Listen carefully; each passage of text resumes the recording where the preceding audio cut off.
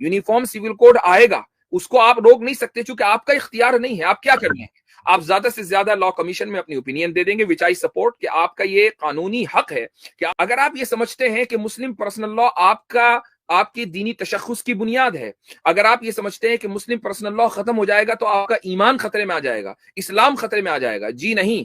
अस्सलामु अलैकुम वरहमतुल्लाहि वबरकातुह। इस वक्त एक मसला ज़ेर बहस बना हुआ है, वो है यूसीसी यानी यूनिफॉर्म सिविल कोड का मसला। मौजूदा हुकूमत इसको नाफिज करना चाहती है और इस हवाले से मुसलमान बहुत ज़्यादा फ़िक्रमंद हैं, परेशान हैं।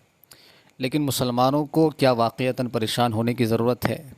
इस हवाले से एक बहुत अहम वीडियो है डॉक्टर मुफ्ती यासिर नदीम अल-वाजिदी की, उसको ज़रूर सुनने की ज़रूरत है और उस पर अमल करने की भी ज़रूरत है, क्योंकि मौजूदा हुकूमत की जो नीयत है वो साफ़ नज़र नहीं आती।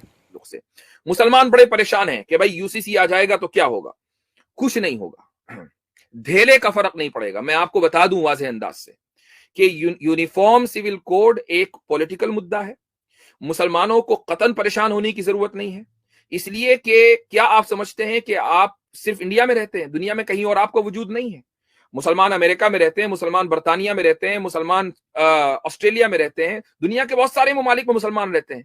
क्या वहां उनका मुस्लिम पर्सनल लॉ है? नहीं है। तो वो किस तरीके से रह रहे हैं? वो वहां पर भी अपने कुरान और सुन्नत के ऊपर अमल कर रहे हैं। कितनी ही खवातीन ऐसी हैं कि जब तलाक और निकाह का मसला होता है, इद्दत का मसला होता है, तो वो अमेरिका में, इंग्लैंड में, ऑस्ट्रेलिया में जो सिविल कोर्ट्स हैं वहां नहीं जाती हैं। हालांकि सिविल कोर्ट्स में उनको फायदा है, दुनियावी फायदा ज्यादा है। मिसाल के तौर पर अगर एक मुसलमान औरत कोर्ट में चली जाए और कोर्ट में जाकर वो ये कहे कि मुझे तलाक चाहिए और मुझे साथ में लाइफ टाइम सपोर्ट भी चाहिए, सिर्फ इद्दत के दौरान नहीं, तो जो हुकूमत, जो अदालत है, वो उसको लाइफ टाइम सपोर्ट देगी, यहां तक कि वो दूसरी शादी न कर ले। इस्लाम में उसको जो मेंटेनेंस मिलेगा वो सिर्फ इद्दत के पीरियड में मिलेगा। उसके बाद उसको ये एडवाइस की जाएगी कि भाई तुम, मेंटेनेंस इसलिए रोक दी गई ताकि तुम दूसरी शादी करो, इसीलिए मेंटेनेंस रोक दी गई। तो ये जो मुसलमान जो इंग्लैंड में, अमेरिका में, ऑस्ट्रेलिया में और दुनिया के दूसरे ममालिक में रहते हैं, वो अपने पर्सनल लॉस पर खुद से अमल कर रहे हैं। बड़ी तादाद में लोग कुरान और सुन्नत से जुड़े हुए हैं। इट डजंट मैटर कि जो सिविल लॉ है वो क्या कह रहा है। तो मुस्लिम्स को इंडिया में इस बात से कतन डरने की जरूरत नहीं है। यूनिफॉर्म सिविल कोड आएगा, उसको आप रोक नहीं सकते क्योंकि आपका इख्तियार नहीं है। आप क्या कर रहे हैं, आप ज्यादा से ज्यादा लॉ कमीशन में अपनी ओपिनियन दे देंगे, विच आई सपोर्ट, कि आपका ये कानूनी हक है कि आप लॉ कमीशन ऑफ इंडिया को ईमेल्स पे ईमेल भेजें। और मुस्लिम पर्सनल लॉ बोर्ड की इस वक्त मुहिम चल रही है, तो मैं उसको बिल्कुल इंडोर्स करता हूं कि अगर बोर्ड ये कह रहा है कि आप अपनी ओपिनियन दें, विच इज वेरी गुड।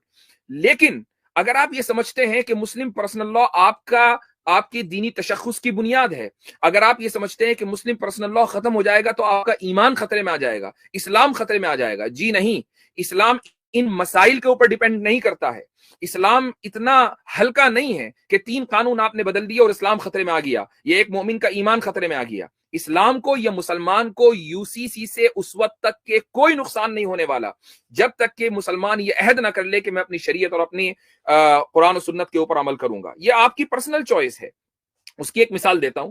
मिसाल यह है कि मसलन आप अमेरिका में हैं और अमेरिका में मीरास का कोई इस्लामी कानून नहीं है, बल्कि आपको यह अथॉरिटी है कि आप वसीयत करें।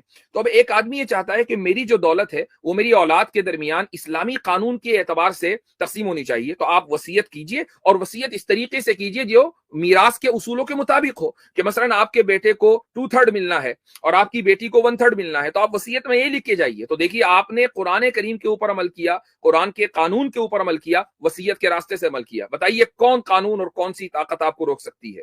तो कानून आप अपने ऊपर नाफिज करेंगे, हुकूमत आपके ऊपर कानून नाफिज नहीं कर सकती, क्योंकि आपका पर्सनल मैटर है। अच्छा,